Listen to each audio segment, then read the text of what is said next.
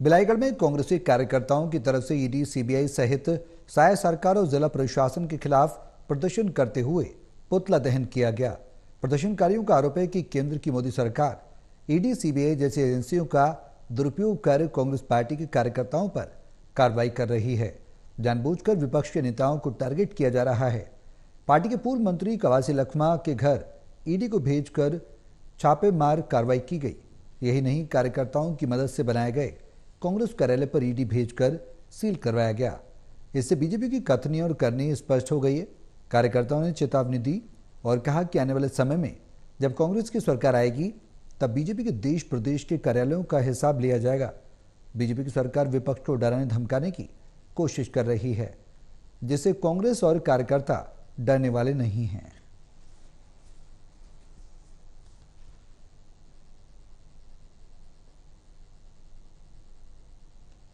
देखेंगे ओपी चौधरी का कहर, जिस प्रकार उन्होंने चुनाव में कहा था कि कहर ढालूंगा, सचमुच गरीबों के ऊपर उन्होंने आज कहर ढाल दिया। लगभग 300 लोग, गरीब लोग, जबकि व्यवस्थापन नीति है, बरसात आने वाला है, भीषण गर्मी है, अभी लोगों को व्यवस्थापन करने के बाद उनका घर तोड़ा जाना या उनका व्यवस्थापन के बाद ऐसा कुछ कार्रवाई किया जाना चाहिए था।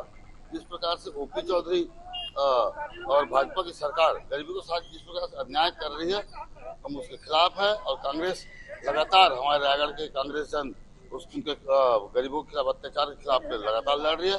गरीबों के साथ हम लगातार खड़े हैं। आज हमारे नगर पालिका सारंगगढ़ में कांग्रेस के पार्षदों को बिना अवसर प्रदान किए, बिना उनकी सुनवाई के एक तरफा भारतीय जनता पार्टी के दबाव में आकर के उनको धारा 41 के अंतर्गत कार्रवाई करके पद से पृथक किए। ये तानाशाही पूर्ण कार्रवाई जो प्रशासन के द्वारा भारतीय जनता पार्टी के इशारे में किया गया है, उसके विरोध में हम लोग भारतीय जनता पार्टी का और विष्णु देवसाय का, जिला प्रशासन का पुतला दहन करके विरोध प्रकट किए।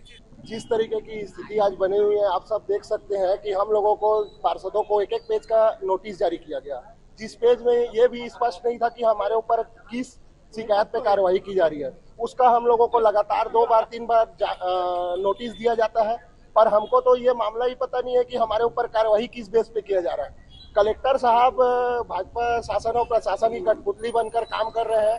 2-3 पेशी के बाद इतने बड़े मामले में चुने हुए जनप्रतिनिधि जो 5 साल के लिए चुने जाते हैं, उनको लगातार हटाने का प्रयास करना और सीधा हटा देना, ये काफी सोचनीय विषय है।